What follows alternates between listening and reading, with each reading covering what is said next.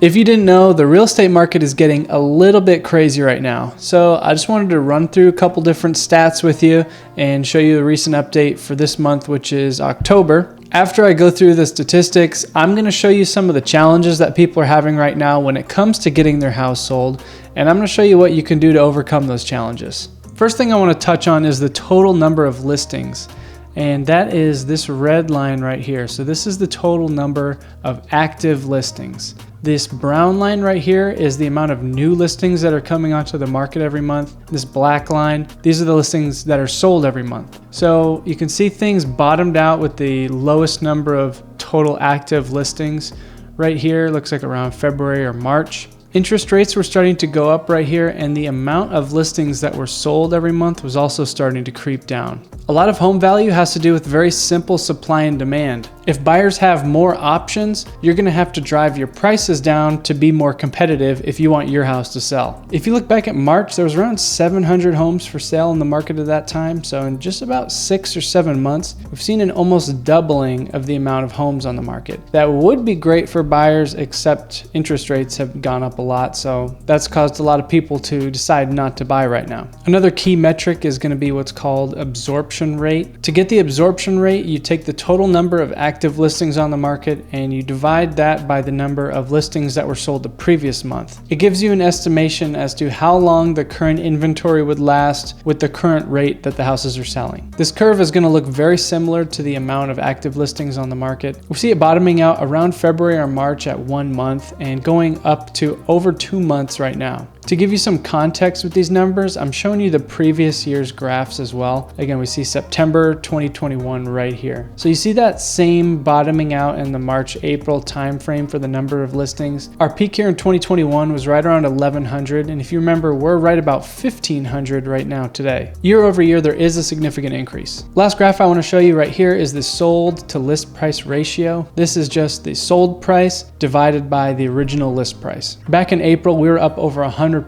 Everything was getting multiple offers, and it was just craziness in the market. There's a lot of houses that are sitting on the market right now for well over a month without any activity. So to draw more attention to it, a lot of people have been dropping their price to get their house sold. Just an unfortunate reality of where we are right now. I'm pulling out the digital whiteboard for this one, and I'm going to show you a big problem that a lot of real estate agents are dealing with right now. All right, let's see here. I'm going to do this and a little bit of that. Okay, over here we have price. And this is time.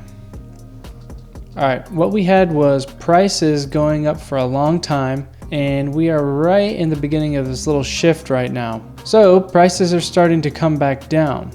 Here's the problem a lot of people are facing right now. A lot of people put their house on the market right here in time, projecting that their price was going to be here when it got sold. For a lot of people, as soon as we listed, prices started coming down right away. The problem is now they are priced too high up here when their actual value is right about here. So what can we do about that? Doing price adjustments to get yourself back on track is going to be critical right now. For at least the foreseeable future, it looks like prices are going to keep coming down. So this is going to be our price projection line. We are assuming values are going to keep going down just a little bit. What you need to do is a price adjustment that gets your home price back to market value. If you do a very small price adjustment to right here, you're still going to be above market value and still not going to have many people come to look at your property. There's not going to be a good chance that you get any offers to negotiate at all. And what you want to avoid is as time goes on and this price keeps coming down farther, if you keep doing these small adjustments, then you continually stay